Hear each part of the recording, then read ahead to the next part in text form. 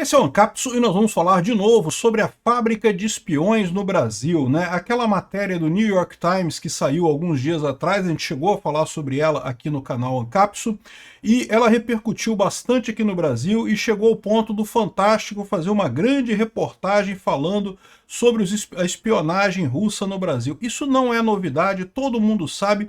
O que me assusta mais é o fato do Lewandowski ter falado que não tem problema nenhum não, que não tem espião no Brasil não.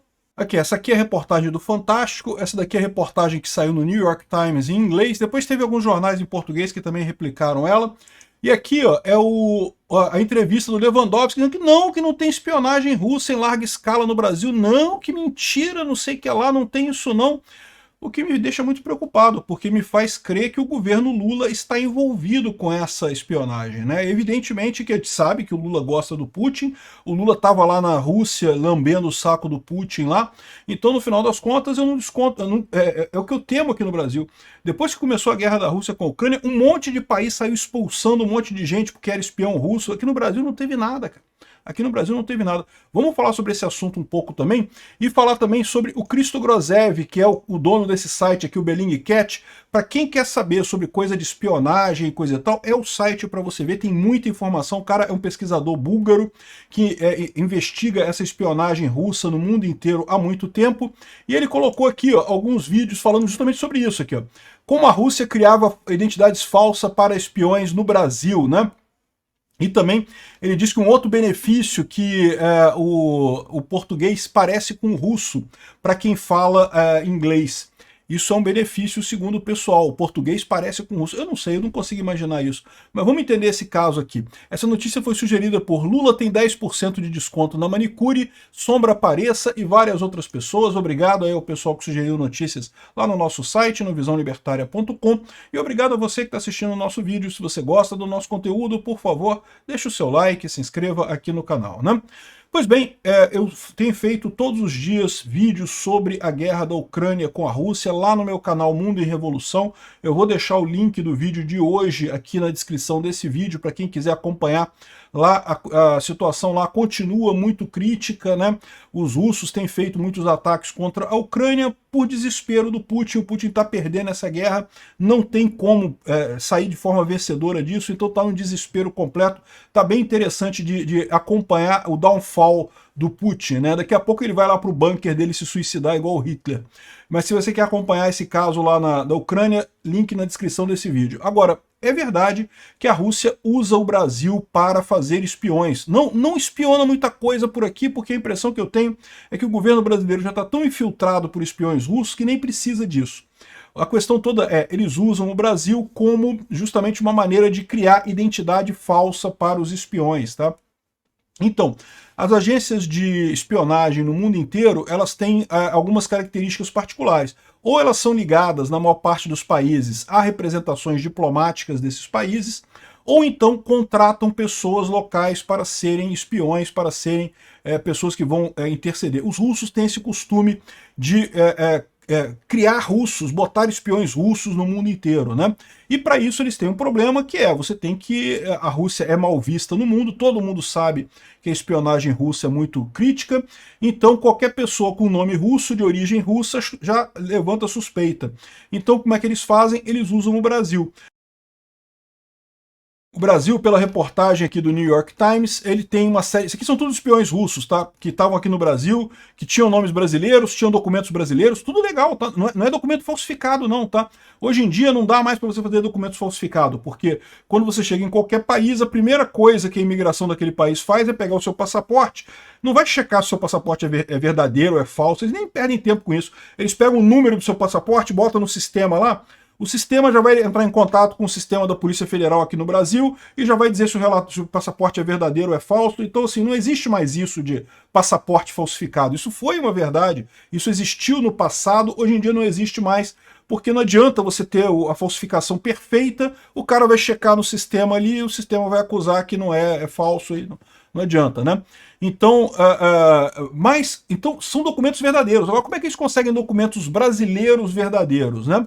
E aí que o cara explica aqui como é que eles fazem isso, porque aqui no Brasil ainda tem cartórios. Eles dizem que tem cartórios que aceitam depoimento de 2 testemunhas para dizer que tem nascimento de bebê. Em todo lugar do mundo você tem que levar a certidão do hospital que nasceu um bebê vivo para fazer o registro de uma nova criança no cartório, né? Aqui no Brasil, eles aceitam testemunha, 2 testemunhas, você pode dizer que fulano é filho de Beltrano e que nasceu e coisa e tal. Eu acho que não é assim, tá? Eu acho que é muito mais fácil para eles subornarem o pessoal de cartório, né? Me parece muito mais razoável isso. Mas enfim, é o que eles estão dizendo aqui, né? E daí eles fazem esse tipo criam a certidão de nascimento, aí depois de um certo tempo eles usam essa certidão de nascimento para usar um espião aqui no Brasil. Ou seja, nesse momento deve ter um monte de certidão de nascimento falsa aqui no Brasil de pessoas que não nasceram de verdade, foram criadas pela organização russa, e aí o que acontece? Eles ficam guardados, fica guardada essa certidão de nascimento. Em tese a pessoa nasceu, sei lá, em 1990, não precisa, 2000, nasceu em 2000, tá fazendo 25 anos agora. Então agora você pega um russo de 25 anos, traz para cá e diz que o russo é aquela pessoa, tem a certidão de nascimento dela. Com a certidão de nascimento você consegue os outros documentos, né? Não é muito fácil, não. Eu não sei como é que eles fazem com a questão do alistamento militar, né? Porque em tese a pessoa tem que ir no exército, tem que fazer o alistamento. Eu imagino que eles tenham alguma maneira de subornar médicos para dar alguma licença, né? Conseguir algum tipo de doença que não precise servir exército, enfim, não sei como é que eles fazem, né? O fato é que eles conseguem toda a documentação legal. Eu imagino que eles acabam também subornando o pessoal na Polícia Federal, subornando alguém aí do Detran ou do sistema de identificação aqui no Brasil. O fato é que são coisas autênticas, não é falsificado, é autêntico o que eles conseguem, né? E o Brasil virou uma festa para isso, um monte de russo fazendo isso aqui, um monte de espiões. Esses aqui foram o que eles pegaram, tá? Mas certamente tem mais do que isso, pô. Evidentemente deve ter mais do que isso. E detalhe, quem pegou não foi a PF brasileira, não. A PF brasileira, que eu falo para vocês, tá todo mundo infiltrado ali.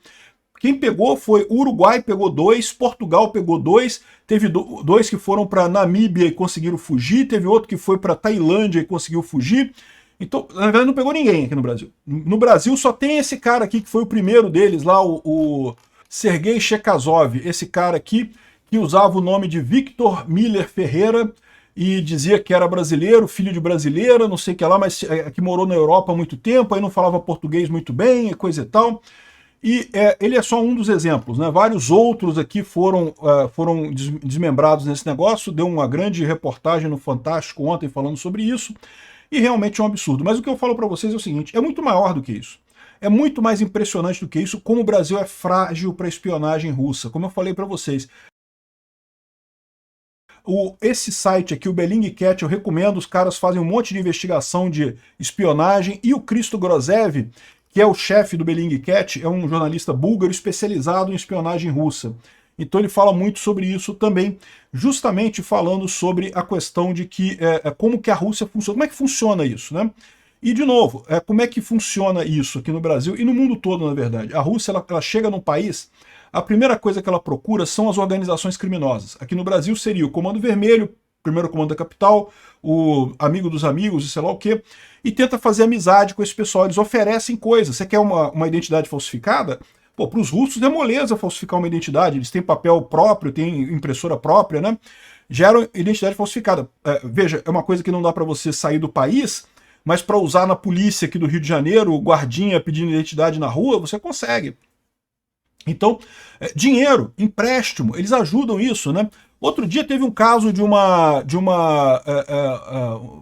filha do cara do PCC que estava sendo julgado, que aí falou que o cara da embaixada russa estava ajudando para chegar no Cássio Nunes, para tentar conversar com o Cássio Nunes e coisa e tal. E eu expliquei, o pessoal assumiu que era uma coisa por acaso. Não, por acaso era alguém da espionagem, da embaixada russa.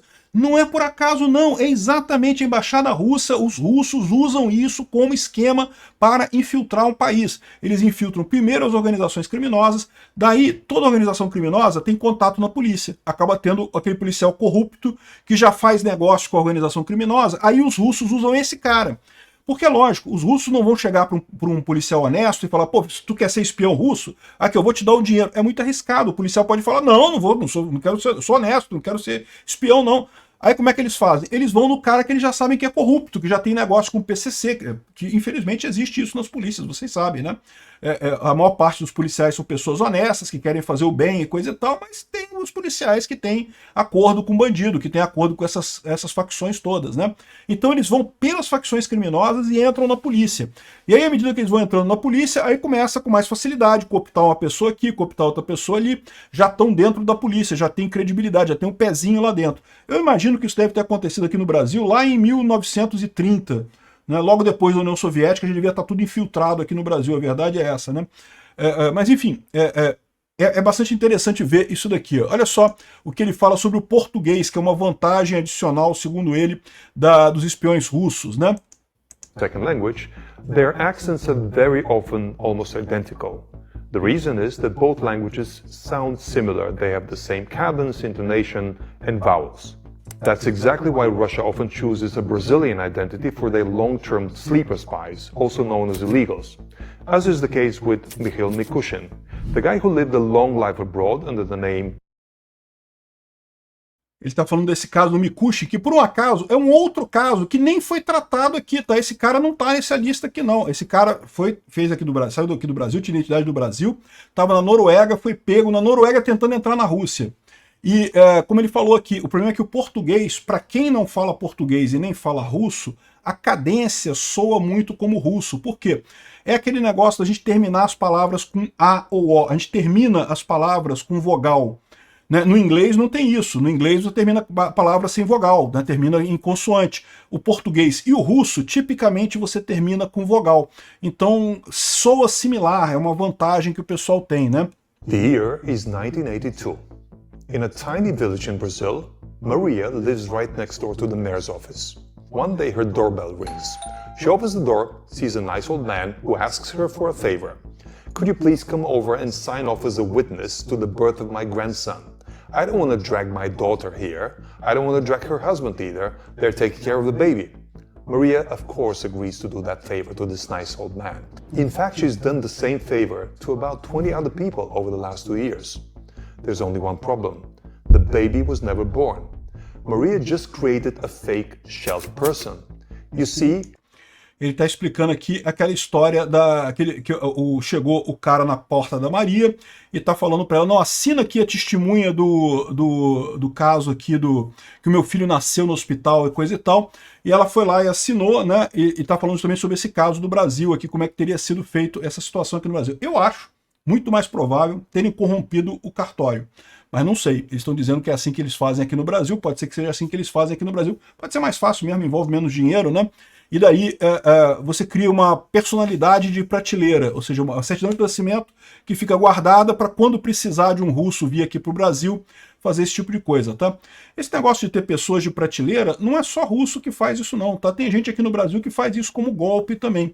Porque você pode fazer uma personalidade de prateleira dessa, depois você pode criar uma conta do banco no nome dessa pessoa, tentar movimentar aquela conta de banco e gerar uma quantidade de dinheiro, um crédito, aí você pega um empréstimo no nome daquela pessoa, aí quando você pegou um empréstimo razoável, você pega esse dinheiro, some e pronto. A pessoa não existe. Como é que eles vão fazer alguma coisa contra você, né? A pessoa não existe de verdade. Então, esse negócio de certidão de nascimento acaba sendo uma coisa muito crítica nesse sistema. Você tem que ter muita confiança no emissor da identidade de nascimento. É por isso que eu falo que esse é um dos grandes desafios da ética libertária, né? Existem uma série de iniciativas para você ter identidade na ética libertária. Eu já falei sobre isso em um vídeo lá no Ancapsu Classic, sobre como seria a identidade numa sociedade libertária. Mas a verdade é que aqui no Brasil o Estado não resolve, não. É tão fácil você criar isso que tem um monte de gente dando esse golpe por aí. Só é um golpe que leva muito tempo, porque você cria uma identidade agora, você cria uma certidão de nascimento agora, você tem que esperar a pessoa fazer 20 anos, né? Ou seja, tem que esperar 20 anos para você poder aplicar o golpe, ou pelo menos isso, né? Para poder aplicar o golpe com o nome daquela pessoa, né? Enfim, é muito interessante, eu recomendo muito o canal do Cristo Grozev, as informações aqui do Bellingcat. E sim, a Rússia usa o Brasil igual um capacho para fazer o berçário de espiões dele, né? O Lewandowski está falando que não tem problema de espionagem aqui porque nessa altura ele está comprometido, como todo o governo russo, como todo o governo Lula. O governo Lula certamente está comprometido com a Rússia, não tenho dúvida nenhuma disso. Eu fico me perguntando quanto do resto do governo brasileiro, das camadas intermediárias do governo brasileiro, não estão comprometidas com isso.